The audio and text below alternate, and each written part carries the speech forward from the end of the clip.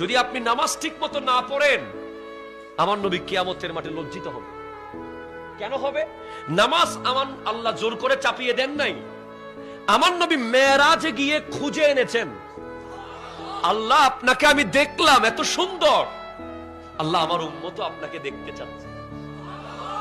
তারা দেখতে চায়, হ্যাঁ ঠিক আছে, দেখবে তো, হ্যাঁ দেখবে, যান 50 ওয়াক্ত নামাজ নিয়ে যান, তারা সিজদায় গেলে আমি আল্লাহকে দেখবে।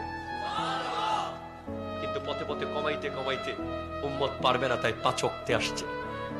চাকরি কমে গেছে, বেতন কমে নাই, পড়বেন 5, পাবেন কত? আরো জোরে, একে কত? 10, একে 10, 5 ওয়াক্ত পড়বেন, 50 ওয়াক্তে সওয়াব পেয়ে যাবেন। আর যদি নামাজ না পড়েন, তখন আমার নবীকে যদি আল্লাহ জিজ্ঞেস করে, ওগো হাবিব, আপনি বলেছিলেন তারা আমাকে দেখতে চায়, কই ফজরে গিয়েছিলাম, দেখি নাই তো।